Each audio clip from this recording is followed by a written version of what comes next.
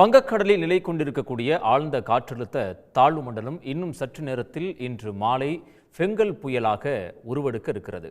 இந்த ஃபெங்கல் புயல் அடுத்த 2 நாட்கள் கழித்து 30ஆம் தேதி வலுவிழப்பதற்கான வாய்ப்பு இருக்கு அப்படின்னு வானிலை ஆய்வு மையம் சொல்லியிருந்தாலும் கூட அடுத்த 2 நாட்களுக்கு இன்றோடு சேர்த்து 3 நாட்களுக்கு மழை பாதிப்பு எந்தெந்த மாவட்டங்களில் எப்படி இருக்க போகுது, காற்றினுடைய வேகம் எப்படி இருக்கும், இந்த புயல் வலுவிழப்பதற்கு முன்னால் என்ன மாதிரியான பாதிப்புகளை கொடுக்க போகுது அப்படிங்கிறது குறித்து நம்மோடு பகிர்ந்து கொள்வதற்காக தனியார் வானிலை ஆய்வாளர் ஹேமச்சந்திரன் நம்மோடு அரங்கத்திற்கு வருகை தந்திருக்கிறார்.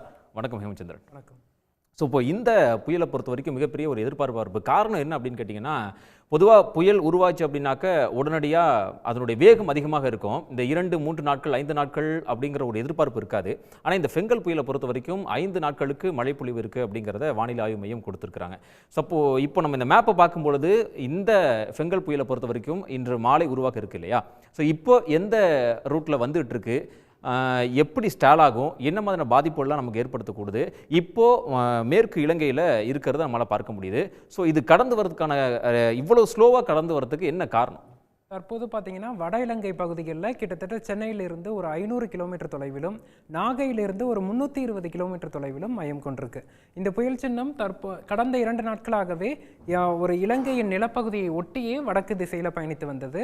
தற்போது நிலவரப்படி பார்த்தீங்கன்னா இந்த புயல் சின்னம் அடுத்து வரக்கூடிய ஒரு 36 மணி நேரத்திற்கு பெரிதாக நகராமல் ஒரே இடத்தில் நிலை கொண்டு அல்லது மிக மெதுவாக நகர்ந்து கடந்த 2 நாட்களாக பார்க்கிறோம் தொடர்ந்து வடக்கு திசையில் பயணித்து வருகிறது. இது நாளைய தினம் இது பல்வேறு திசைகளில் திசை மாறி மாறி நகரும். அதாவது சில மணி நேரங்களுக்கு மேற்கு திசையிலும் சில மணி நேரங்களுக்கு வடக்கு கிழக்கு திசையிலும் இப்படி திசை மாறி மாறி நகரும். அதற்கு முக்கிய காரணமாக பார்ப்பது மற்ற பிற வானிலை காரணிகள், அதாவது மேற்கத்திய இடையூறு மற்றும் உயரழுத்தங்கள் அதாவது அரேபிய உயரழுத்தம் மற்றும் பசிபிக் உயரழுத்தம், மேற்கத்திய இடையூறு என்று 3 வெவ்வேறு காரணிகள் நமக்கு இந்த புயலை வழிநடத்துது. இந்த பிற காரணிகள் வலுவாக இருப்பதன் காரணமாக இந்த சலனம் வட இலங்கை மற்றும் அதனை ஒட்டிய தமிழக கடலோர பகுதிகளிலேயே ஒரு 36 மணி நேரத்திற்கு நிலை கொண்டு பிறகு 29ஆம் தேதி முதல் தமிழக நிலப்பரப்பை நோக்கி நகரத் தொடங்கும் அப்படின்னு எதிர்பார்க்கப்படுது. இப்போ நீங்கள் சொல்லும்போது சொல்லுங்கள் ஸ்டால் ஆகிறதுக்கான வாய்ப்புகள் அதிகமாக இருக்குது அப்படின்னு சொல்லிட்டு, அதுக்கான காரணிகள் அந்த இடையூறுகள் தான் மிக முக்கியமான காரணமா, இல்லை வேறு ஏதாவது காரணம் இருக்கா? இயல்பாகவே புயலை உயரழுத்தங்கள் தான் வழிநடத்தி செல்லும். அப்படி பார்க்கும்போது தற்போது 2 உயரழுத்தங்களுமே இருக்குது. அதாவது அரேபிய உயரழுத்தம் மற்றும் பசிபிக் உயரழுத்தம். அங்கு மேற்கே இமயமலை பகுதிகளில் பார்த்தீங்கன்னா மேற்கத்திய இடையூறும் சென்று கொண்டிருக்கிறது. அது மேற்கிலிருந்து கிழக்கு நோக்கி செல்லக்கூடிய ஒரு தாழ்வு நிலை. அந்த தாழ்வு நிலையின் தாக்கமும் இந்த புயல் சின்னம் நோக்கி நகருது. இப்படி பல்வேறு காரணிகள் ஒன்றிணைந்திருப்பதன் காரணமாக இந்த புயல் நிலப்பகுதியை அடைவதற்கு தாமதம் அடையுது. அடுத்த ஒரு 36 மணி நேரத்திற்கு மெதுவாக நகரும். அதன் பிறகு இந்த காரணிகள்லாம் வலு குறைந்த பிறகு இது நிலப்பகுதியை நோக்கி நகர தொடங்கும் அப்படின்னு நம்ம எதிர்பார்க்கலாம். ஓகே, இந்த 3 இடையூறு இருக்குது. இந்த 3 இடையூறுனால அது அதிக நேரம் ஸ்டால், அதாவது நிலை நிற்பதற்கான வாய்ப்புகள் அதிகமாகவே இருக்குது. ஸோ இந்த 36 மணி நேரம் அதை நிலை நிற்கக்கூடிய அந்த தருணத்தில் மழைப்பொழிவு அப்படிங்கிறது அது சுற்றி இருக்கக்கூடிய பகுதிகளில் எந்தெந்த பகுதிகளுக்கு மழைப்பொழிவு அப்படிங்கிறது எதிர்பார்க்கலாம்? தற்போதே பார்த்தீங்கன்னா இன்றைய தினம் டெல்டா மாவட்டங்களில் சற்று தீவிரமான மழைப்பொழிவு நம்ம எதிர்பார்த்தோம். இருந்த போதிலும் இந்த புயல் சின்னம் சற்று எதிர்பார்த்ததை விட கிழக்கே நிலவி வருவதனால அந்த அடர் மேக குவியல்கள் கடலின் வட இலங்கை மற்றும் அதை ஒட்டிய கடல் பகுதிகளில் தான் காணப்பட்டு வருகிறது. நிலப்பகுதியில் அதன் தீவிரம் குறைந்திருக்கு. அடுத்த 36 மணி நேரத்திற்கு இந்த சலனம் இங்கும் தடுமாறி நகர்ந்து கொண்டு இருக்கும்போது அடர் மேக குவியல்கள் கடல் பகுதியில் தான் இருக்கும், நிலப்பகுதியில் இருக்காது. அப்படி பார்க்கும்போது நாளை நவம்பர் 28ஆம் தேதி குறிப்பாக 29ஆம் தேதி அதிகாலை வரைக்கும் கடலோர மாவட்டங்களில் மழையின் தாக்கம் சற்று குறைந்து காணப்படும். பரவலாக மிதமானது முதல் சற்றே கனமழையும் ஓரிரு இடங்களில் கனமழையும் நம்ம எதிர்பார்க்கலாம். இதன் தாக்கம் 29ஆம் தேதி காலை முதல் தான் படிப்படியாக மழையின் தாக்கம் அதிகரிக்கக்கூடும். நிச்சயமாக இப்போ நம்ம இந்த மேப்பை பார்க்கும்போது இந்த வரைபடத்தில் நம்ம அது மெல்ல மெல்ல நகரக்கூடியதை நம்மளால் பார்க்க முடியுது. கடைசியாக எங்கே போகுதுன்னா 30ஆம் தேதி பாண்டிச்சேரி அந்த எல்லையில் போய் கரையை கடக்கக்கூடியதை நம்ம பார்க்குறோம். இப்போ நீங்கள் 36 மணி நேரம் ஸ்டால் ஆகிறதுக்கான வாய்ப்பு இருக்குன்னு சொன்னீங்களா, அது எந்த பகுதியில் இருக்கும்? ஒன்று அந்த வடமேற்கு இலங்கையிலே இருக்குமா, அல்லது நம்ம தமிழக கடற்கரைக்கு வருவதற்கான வாய்ப்பு இருக்கா? இப்போ தற்போது இதிலேயே பார்த்தீங்கன்னா இன்றைய தேதி 27ஆம் தேதி பார்த்தீங்கன்னா வட இலங்கை கிட்ட கொண்டு வந்துடுறாங்க. அதன் பிறகு 29ஆம் தேதி வரைக்குமே டெல்டா கடற்கரை பகுதிகளில் தான் இருக்குது. குறிப்பாக பார்த்தோன்னா மயிலாடுதுறைக்கு நேர் பகுதிக்கே 29ஆம் தேதி தான் வருது. அப்படி பார்க்கும்போது வட இலங்கையிலேருந்து டெல்டா அப்படிங்கிறது மிக நெருக்கமான இடம் தான். இந்த இடத்துல தான் இந்த ஸ்டாலிங் சினாரியோ நடக்குது. ஆனால் இது நிலப்பகுதிக்கு அருகில் நடக்காமல் சற்று கடலில் ஒரு 350 கிலோமீட்டர் கடலில் உட்புற பகுதியில் நடப்பதனால அந்த அடர் மேகங்கள் கடல் பகுதியிலேயே இருக்கும். இது மீண்டும் 29ஆம் தேதி நமக்கு நிலப்பகுதியை நோக்கி நகரும் போது தான் மழையின் தாக்கம் அதிகரிக்கும் அப்படின்னு எதிர்பார்க்கலாம். ஓகே, இப்போ இந்த செனரியோ நம்ம பார்க்கும் பொழுது 36 மணி நேரம் ஸ்டால் ஆகும் அப்படின்னு சொன்னீங்க. இப்போ மணிக்கு 10 கிலோமீட்டர் வேகத்தில் நகர்ந்து வந்துட்டே இருக்கு. முதல்ல காற்று சுழற்சியாக இருக்கும்போது, காற்றழுத்த தாழ்வு பகுதியாக இருக்கும்போது மணிக்கு 30 கிலோமீட்டர் இருந்துச்சு, அப்புறம் 18 மாறிச்சு, அப்புறம் 15, அப்புறம் 12 மாறிச்சு, திரும்பவும் 12லேருந்து இப்போ மறுபடியும் 10க்கு போயிருக்கு. ஸோ இனி வரக்கூடிய காலங்களில் அடுத்தடுத்த நேரங்களில் இந்த ஸ்பீடு, இந்த வேகம் அப்படிங்கிறது குறைவதற்கான வாய்ப்பு அதிகமாக இருக்கா, அல்லது இந்த ஸ்பீடு வேகம் எடுக்குமா? அதாவது நவம்பர் 28ஆம் தேதி 29ஆம் தேதி அதிகாலை காலை வரைக்குமே இதன் வேகம் குறைவதற்கு தான் வாய்ப்பு இருக்கு. 10 கிலோமீட்டருங்கிறது 10, 8, 7 இது போன்று குறைவதற்கான வாய்ப்புகள் இருக்கு. அதே போல ஒரு சீரான திசையில நகர்ந்து வருது. நேற்று கடந்த 2 நாட்களாக வடக்கு வடமேற்குல. நாளைய தினம் நவம்பர் 28ஆம் தேதி இது கிழக்கு நோக்கி நகர்வதாகவும் அறிவிப்புகள் வரும். சில மணி நேரங்களுக்கு கிழக்கு நோக்கி நகரும், பிறகு மேற்கு நோக்கி நகரும். இது போன்று திசை மாறி மாறி நகரும். 29ஆம் தேதி முதல் மீண்டும் இதன் நகர்வுல வேகம் எடுக்கும். அதே போல நகர்வும் ஒரே திசையில் வடக்கு வடமேற்கு திசையில் நகர்ந்து தமிழக கடற்கரையை அடையக்கூடும் அப்படின்னு எதிர்பார்க்கலாம். இப்போ நீங்க சொன்னீங்க இந்த ஸ்டால் ஆகும் பொழுது ஒரு பிரச்சனை இருக்கு. ஒன்று 3 இடையூறுகள் இருக்கு, கிழக்கு திசையை நோக்கி நகர்வதற்கான வாய்ப்புகள் இருக்கு அப்படிங்கிறத நீங்க சொல்லியிருந்தீங்க. எனக்கு இப்போ என்னன்னா, இப்போ இந்த மேப்பை நம்ம பார்க்கும் பொழுது அந்த கிழக்கு திசையை நோக்கி நகர்வதற்கான வாய்ப்பு இருக்குன்னு சொன்னீங்களா, அதுக்கு என்ன காரணம்? அதாவது அதான் ஒரு இடத்துல ஸ்டால் ஆகி நிற்குது அப்படின்னா ஒரே இடத்துல நிற்காது. சில மணி நேரங்களுக்கு கிழக்கு திசையில நகரும் போது அந்த மேற்கத்திய தாழ்வு நிலை நம்ம குறிப்பிட்டோம்ல, இமயமலை பகுதிகளில் செல்லக்கூடிய மேற்கத்திய இடையூறு, அதன் தாக்கம் நாளைய தினம் மற்றும் சற்று அதிகரித்து காணப்படுது. அதனால அது கிழக்கு நோக்கி இருக்க முயற்சி பண்ணும். அந்த சமயத்தில் இது கிழக்கு நோக்கி நகரும். பிறகு மீண்டும் அதிலிருந்து விடுபட்டு தமிழக கடற்கரைக்கு மீண்டும் திரும்புவதற்கு 29ஆம் தேதி ஆகும் அப்படின்னு எதிர்பார்க்கலாம். தற்போது இந்த படத்தை பார்த்தோம்னா இது காற்று முறிவை குறிப்பிடக்கூடிய படம். காற்று முறிவு அப்படின்னாக்க அது ஸ்பீடை குறைக்கிறதுக்கான இயல்பாகவே பார்த்தோம்னா அந்த புயலின் தீவிரத்தை குறைப்பது அப்படிங்கிறது வின்ஃபியர் காற்று முறிவு தான் பெரும் பங்கு வகிக்குது. கடந்த காலங்களில் நிவர் புயலாக இருக்கட்டும், புரேவி புயலாக இருக்கட்டும், இவையெல்லாம் வலுவிழப்பதற்கு காரணமாக அமைந்தது இந்த காற்று முறிவு தான். தற்போது இந்த காற்று முறிவு எப்படி இருக்குன்னு பார்த்தீங்கன்னா, புயல் மையம் இருக்கக்கூடிய பகுதிகளில் காற்று முறிவு சற்று குறைவாக இருக்கு. ஆனால் பயணிக்கும் என எதிர்பார்க்கக்கூடிய தமிழக கடலோர பகுதிகளெல்லாம் காற்று முறிவு அதிகமாக இருக்கு.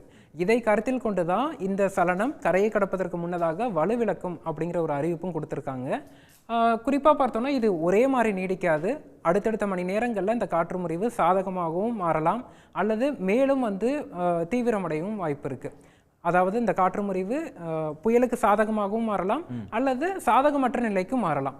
இது மாறிக்கிட்டே இருக்கும். இதை நம்ம தொடர்ந்து கண்காணிக்கணும். எது எப்படியாக இருந்தாலும் இது புயல் உருவாகும் போதே இது ஒரு காற்று பாதிப்பை ஏற்படுத்தாத புயல் தான் அப்படிங்கிறது குறிப்பிட்டிருந்தோம். இந்த புயல் மழையை கொடுக்கக்கூடிய புயல் தான். 29, 30 ஆகிய தேதிகளில் தமிழகத்திற்கு நல்ல மழைப்பொழிவை கொடுக்கும் அப்படின்னு நம்ம எதிர்பார்க்கலாம். இப்போ புயல் அப்படின்னாலே பொதுவாக எல்லாருக்குமே இருக்கக்கூடிய ஒரு பெரிய அச்சம் காற்று அப்படிங்கிறது தான். இப்போ நீங்கள் காற்று முறிவுக்கு ஒரு எக்ஸ்ப்ளனேஷன் கொடுத்துருந்தீங்க. இதை நம்ம எந்த அளவுக்கு நம்ம உறுதியாக எடுத்துக்கலாமா, மக்கள் அச்சப்பட தேவையில்லை அப்படிங்கிறத இந்த மேப்பை வச்சு நம்ம அதை உறுதியாக ஃபிக்ஸ் பண்ணிக்கலாமா 29, 30ஆம் தேதி வரைக்குமே? அதாவது இயல்பாகவே இந்த புயல் காற்று பாதிப்பை ஏற்படுத்தாது அப்படிங்கிறதுக்கு பல்வேறு காரணிகள். கடல் சார்ந்த அலைவுகள் மிக சாதகமாக இருக்கு. அதே போல காற்று முறிவு என்பது வளிமண்டலத்தின் வெவ்வேறு அடுக்குகளில் காற்றின் திசையில் வெவ்வேறு திசையிலிருந்து காற்று வீசுவது தான். இது மாதிரியான சூழல்களில் பயணிக்கக்கூடிய புயல்கள் நமக்கு மழைப்பொழிவை கொடுக்கக்கூடிய புயல்களாக தான் அமையும். காற்று பாதிப்பை ஏற்படுத்தியது கிடையாது, ஏற்படுத்துவதற்கான வாய்ப்புகளும் மிக குறைவு தான். அதனால மக்கள் காற்று பாதிப்பு குறித்தான அச்சம் கொள்ள தேவையில்லை. ஆனால் மழைப்பொழிவு நன்றாக இருக்கும். இப்போ நீங்கள் அதே மாதிரி குறிப்பிட்டது போல, இப்போ நமக்கு புயல் அப்படின்னாலே காற்று அப்படிங்கிறது ஒரு பெரிய ஒரு பயத்தை ஏற்படுத்தும் இல்லையா? இது காற்று பாதிப்பு ஏற்படுத்தாது, மழைப்பொழிவு அதிகமாக ஏற்படுத்தும் அப்படிங்கிறீங்க. நம்ம இப்போ ஒக்கி புயல், வருதா புயல், நிவர் புயல் இதெல்லாம் எடுத்துக்கிட்டோம்னாக்கா இதனுடைய காற்றினுடைய வேகம் தான் அதிகமாக இருந்துச்சு. அதனால் பெரிய அளவில் மிகப்பெரிய பாதிப்பு இருந்துச்சு. ஆனாலும் கூட மழை பாதிப்பு அப்படிங்கிறது இப்போ நம்ம லாஸ்ட் இயர் வந்த மிக்ஜம் புயலை கூட எடுத்துக்கலாம். ஸோ அந்த மாதிரியான பாதிப்பு ஏற்படுத்துவதற்கான வாய்ப்புகள் இருக்கா? எந்த அளவுக்கு மழைப்பொழிவு எதிர்பார்க்கலாம்? இந்த புயலை மிக்ஜம் புயலோட நம்ம ஒப்பிட முடியாது. மிக்ஜம் புயல் சென்னைக்கு அருகே 70 கிலோமீட்டர் அருகே நிலை கொண்டது. தற்போது இந்த புயல் டெல்டா கடற்கரை அருகே இருந்தாலும் கிட்டத்தட்ட 350 கிலோமீட்டருக்கு தொலைவில் தான் இது ஸ்டாலிங் சினாரியோ இருக்குது. ஆனால் மிக்ஜமை பொறுத்தளவுக்கு இதே 36 மணி நேரம் 70 கிலோமீட்டர் அருகில் வந்து நிலை கொண்டதுனால ஒரு பெரும் மழைப்பொழிவை கொடுத்தது. இந்த புயல் அது போன்ற ஒரு பெரும் மழைப்பொழிவை கொடுக்காது. 29, 30 ஆகிய தேதிகளில் பரவலாக, குறிப்பாக சென்னை, திருவள்ளூர், காஞ்சிபுரம், செங்கல்பட்டு, புதுச்சேரி, விழுப்புரம், கடலூர் உள்ளிட்ட மாவட்டங்களில் பரவலாக அநேக இடங்களில் மிக கனமழை பொழிவையும், பல இடங்களில் அதீத கனமழை என்றால் 20 சென்டிமீட்டர் கிட்ட மழைப்பொழிவையும் கொடுக்கும் அப்படின்னு தான் எதிர்பார்க்கலாம். மக்கள் வந்து மிக்ஜம் போன்ற ஒரு மழை புயலாக இதை கருத்தில் எடுத்துக்கொள்ள தேவையில்லை. Okay, right. இப்போ அடுத்ததாக எனக்கு இன்னொரு கேள்வி என்னென்னா, இந்த மழை மேகங்களை நம்ம எப்படி புரிஞ்சுக்கலாம்? என்ன மாதிரியான வந்து அடர்த்தியான மழை மேகங்களாக இருக்கா, இல்லை விலகி இருக்கிறதா? இது வந்து எப்படி மழைப்பொழிவுக்கு சாத்தியக்கூறுகளாக இருக்குது, அமைகிறதுக்கான வாய்ப்பு இருக்குது? தற்போது இந்த செயற்கைக்கோள் படம் என்ன சொல்லுதுன்னா, இந்த புயல் வந்து வட இலங்கை பகுதிகளில் இருக்குது. இந்த புயலின் வட இலங்கைக்கு அதன் வடக்கு பகுதியில் அடர் மேக குவியல்கள் காணப்படுது.